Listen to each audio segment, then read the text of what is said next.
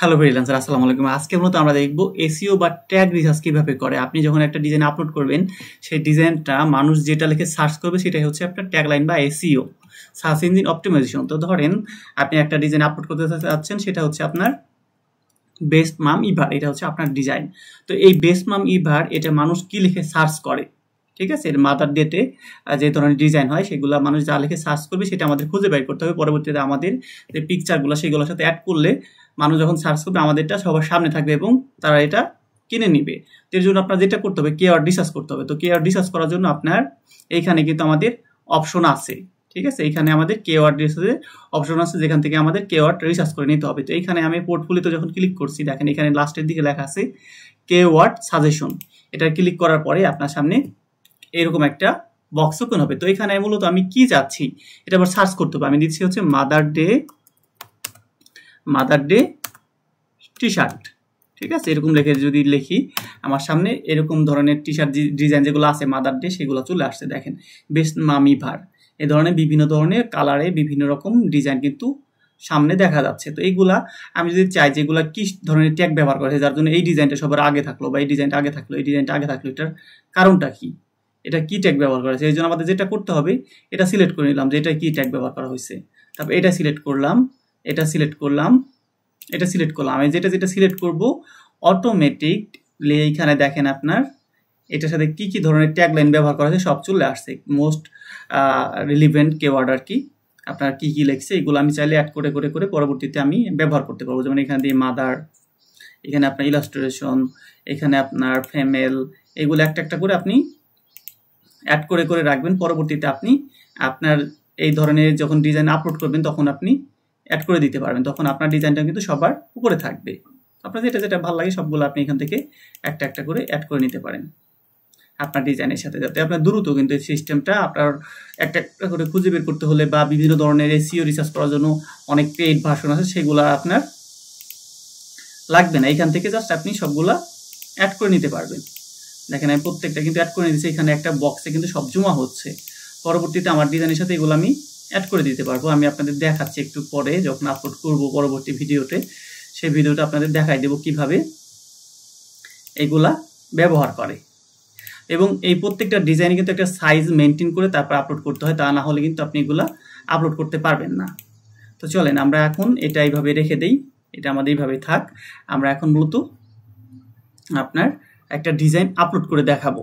এটা মূলত আপনার কিভাবে রিসার্চ করে এসইও সেটা দেখাই দিলাম।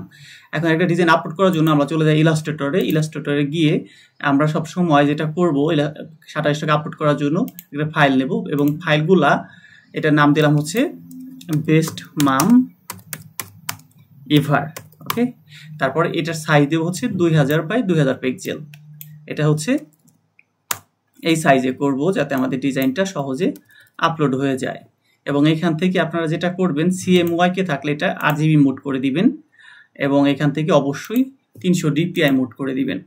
তারপরে আপনি ক্রিয়েটে চলে যাবেন, তাহলে আপনার সামনে এরকম একটা পেজ ক্রিয়েট হয়ে যাবে।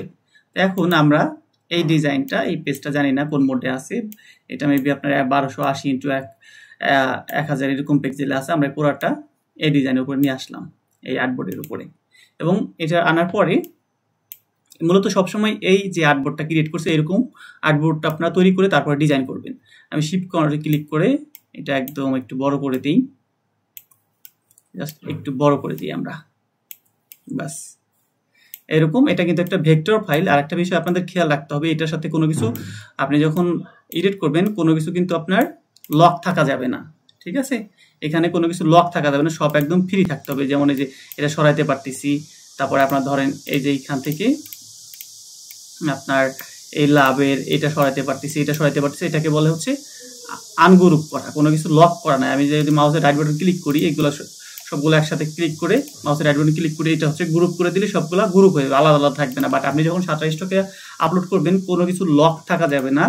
এই হচ্ছে আপনার এই যে লক গাইড, তারপরে আপনার হাইড গাইড, এই ধরনের গাইডগুলো লক থাকা যাবে না। তারপরে এগুলো গ্রুপ থাকা যাবে না, ডাইরেক্ট ফ্রি ট্রান্সফর্ম থাকতে হবে, যাতে বায়াররা সহজে ঢুকেই আপনার এটা তাদের ইচ্ছা মতো মডিফাই করে বা তারা ডাউনলোড করে নিতে পারে। এটা হচ্ছে আপনার 27 টাকার সিস্টেম। এটা কিন্তু আপনি লক করলে অবশ্যই ওনারা অ্যাপ্রুভ করবেন, আপনার সাবমিট করলে এগুলা ওইভাবেই থেকে যাবে, অ্যাপ্রুভ হবে না। তো যাই হোক, এইভাবে আপনারা ফাইলটা ক্রিয়েট করার পরে এয়ারবোর্ডের উপরে তারপরে আপনারা, এবং আরেকটা বিষয়, আপনারা যখন ডিজাইনগুলো করবেন ডিজাইনগুলোতে আপনারা পিকচার রিলেটেড কোনো কিছু ব্যবহার করার চেষ্টা করবেন না। দেখা যায় অনেকে আপলোড করছে বাট ওইগুলো অনেক আগের ছিল, বাট বর্তমান কিন্তু অনেক হার্ড হয়ে গেছে। এর জন্য আপনারা মূলত এই ধরনের লেখা বা যেগুলো মডিফাই করা যায় এই ধরনের লেখাগুলা ভেক্টরগুলো তৈরি করার চেষ্টা করবেন। এখন আমাদের ইপিএস এর নির্দিষ্ট ফাইল অনুযায়ী সেভ করার পালা। এটা যদি ফলো না করেন পরবর্তীতে কিন্তু আপনাদের ডিজাইনে ফল্ট করবে, বিভিন্ন এরর দেখাবে এবং সেগুলো সমাধান করতে হবে। তো যাই হোক, এই একটা ডিজাইন আছে, আমি এটার কয়েকটা কালার করছি, এই একটা ডিজাইন আছে, এটার নিচে আবার আউটলাইনগুলো দিচ্ছি। তো যাই হোক, এটা আমি সেভ করতেছি। এখান থেকে আপনার সেভ অ্যাজ এ কপিতে যাবেন, দেন এখান থেকে আপনারা দেখতে পারবেন এখানে নেম দেওয়ার অপশন চলে আসে। যেটা নাম দিলাম হচ্ছে বেস্ট মাম ইভার দিলাম, দেন হচ্ছে ইপিএস ফাইল, ওকে ইপিএস। দেন এইখান থেকে এটার ফাইলে আমরা দিব ইপিএসটা চুজ করে নেব, সেভ অ্যাজ এ টাইপ। দেন এটা আমি কোথায় সেভ করবো, এটা ডেস্কটপে সেভ করি। এবং এখানে যদি কোনো টিক মার্ক থাকে প্রত্যেকটা টিক মার্ক উঠাই দিবেন, এটা অলে আছে, অলেই থাকবে। দেন সেভে ক্লিক করবেন। এরপরে আপনার সামনে এরকম একটা পেজ ওপেন হবে। এখান থেকে অবশ্যই সবার আগে 2020 আছে ইলাস্ট্রেটর, এটা থেকে আপনি ইলাস্ট্রেটর 10 ইপিএস দিবেন, না হলে কিন্তু সাপোর্ট করবে না। দেন এখান থেকে আপনার যা আছে তাই, তারপরে এখানে যা টিকমার্ক না থাকলে সবগুলো টিকমার্ক করে দিবেন। এটা দেওয়া যাচ্ছে না, এটা লাগবে না, এটা অস্পষ্ট হয়েছে, এটাও লাগবে না। এরপর আপনি ওকে করে দেন ওকে করবেন, তাহলে এটা আপনার সেভ হয়ে যাবে।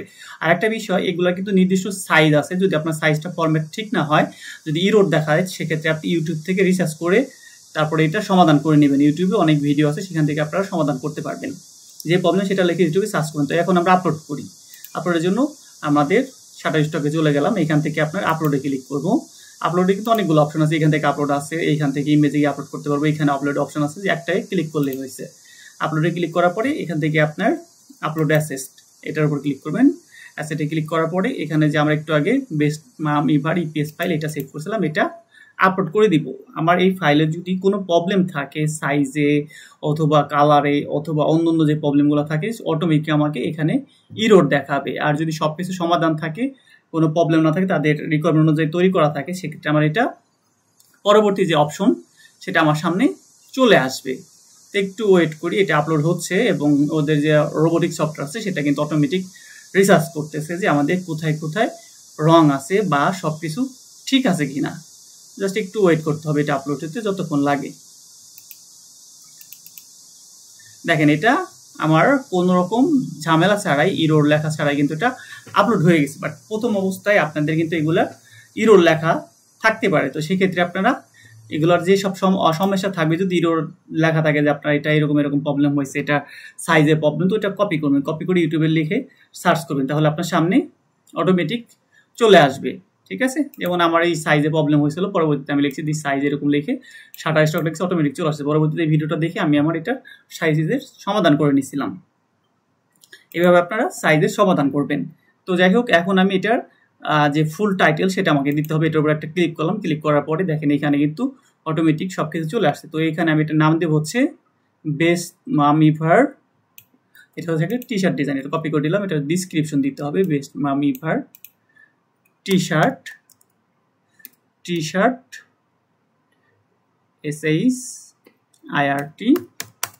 টি শার্ট ডিজাইন, ওকে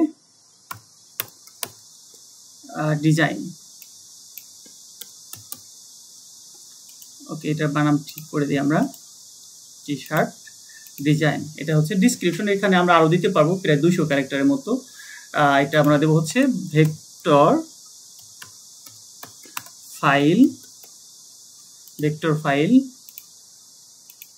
ওকে এতটুকু লিখলাম। তারপরে আমরা যদি চাই ক্যাটাগরিটা কোন ক্যাটাগরির ভিতরে পড়ছে, এবং এই টাইটেলগুলো মূলত সবসময় চেষ্টা করবেন হচ্ছে আপনারা রিসার্চ করে দেওয়ার জন্য। আমি যদি এটা লিখে সার্চ করি, আমার সামনে বিভিন্ন ধরনের ফাইল চলে আসবে এবং এগুলা থেকে আমরা বিভিন্ন আইডিয়া নিতে পারবো, যেমন এই ফাইলে কি নাম দিছে, ঠিক আছে, Victoria royalty free graphic clip art, এরকম আর কি ওনারা নাম দিছে, যেগুলো সব নাম আমরা ফলো করে করে ব্যবহার করতে পারবো। ঠিক আছে, আমাদের চাইলে আমাদের ডিজাইনে এইসব নাম দিতে পারবো। দেখেন এখানে কিভাবে নামটা দিছে এবং কি কি ধরনের ফাইলগুলা বা যেগুলো ব্যবহার করছে এগুলা আমরা ব্যবহার করতে পারবো। তো এখান থেকে আমরা এটা কপি করে নিই,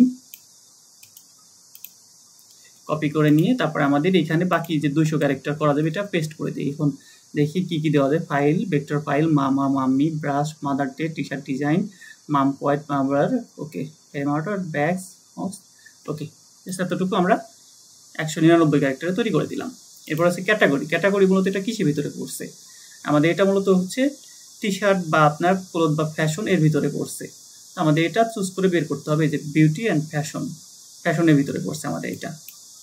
দেন এখন এখান থেকে ক্যাটাগরিটি অপশনাল এটা না দিলে হবে। এটা হচ্ছে কিওয়ার্ড। কিওয়ার্ড হচ্ছে আমরা যখন এই যে কিওয়ার্ডগুলো তৈরি করছিলাম যে মাদার ডেতে যেসব টি শার্ট তৈরি করা হয় এবং সেগুলো কিওয়ার্ড কি সেটা আমরা এখান থেকে কপি করে নিলাম।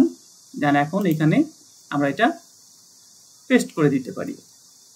এখানে আমাদের কিওয়ার্ডটা যেটা নিয়ে আসছে ওটা পেস্ট করে দেই। জাস্ট আমি যেটা কপি করে আনছি এখানে পেস্ট করে দিলাম। তো পেস্ট করার পরে আপনার এখানে অটোমেটিক সবগুলা অ্যাড হয়ে গেছে এবং বাকি যেগুলো আমাদের অপ্রয়োজনীয় সেগুলো এখানে লেখা হচ্ছে invalid keyword remove, automatic remove হয়ে গেছে। ঠিক আছে, তারপর আমরা চাইলে এখানে যে সাজেশন করতেছি এগুলো থেকে আমরা কিওয়ার্ড নিতে পারি। এখানে অটোমেটিক সাজেশন করবে আপনার ডিসক্রিপশন বুঝে। তো আমার এটা প্রয়োজন নয়, আমি এটা নেবো না, আমি যেহেতু অলরেডি বসিয়ে দিচ্ছি। এখানে আছে ইমেজ টাইপ, এটা আমরা মূলত কি দিয়ে তৈরি করছি? অবশ্যই ইলাস্ট্রেশন, তো ইলাস্ট্রেশন ইমেজ দিলাম।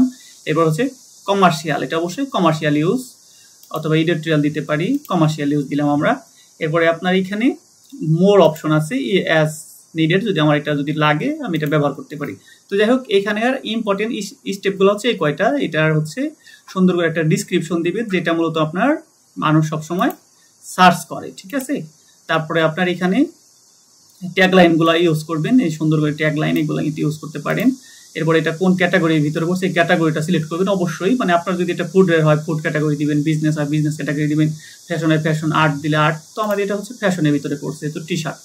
তারপরে এখানে কিওয়ার্ডটা অবশ্যই দিবেন, তারপরে এটা সেভ দিবেন এবং আপনি যদি চান এটা সাবমিট দিতে পারেন। তো সাবমিট দিলে মূলত এখান থেকে শাটার স্টকের যে আপনার টিম আছে তারা দেখবে, দেখার পর যদি তাদের কাছে কোনো কিছু মনে হয় যে না প্রবলেম নেই, এটা সেলের জন্য বা মার্কেট প্লেসে আপলোড করার জন্য প্রস্তুত, তাহলে ওরা এটা অ্যাকসেপ্ট করে দেবে। তো আমি এটা সাবমিট করে দিলাম। পরবর্তীতে এটা দেখেন এখন এই যে সাবমিটে থাকবে, এখানে এটা রিফ্রেশ দিই, এখানে দেখাবে যে পেন্ডিং, তো এটা পেন্ডিং এ থাকবে। তো আমার এটা যদি সবকিছু ঠিকঠাক থাকে চেক করার পর এটা আপনার মার্কেট প্লেসে আপলোড হয়ে যাবে। তো এইভাবে মূলত আপনারা শাটার স্টকে অ্যাকাউন্ট ক্রিয়েট করে তারপরে প্রফেশনালভাবে আপলোড করবেন। তারপরে যদি কোনো প্রবলেম হয় সেগুলো আপনারা বিভিন্ন সময় বিভিন্ন প্রবলেম ভিত্তিতে ইউটিউবে রিসার্চ করে সমাধান করে নেবেন। তো আজকে ভিডিওটা এই পর্যন্তই। সবাই ভালো থাকবেন, সুস্থ থাকবেন। আল্লাহ হাফেজ।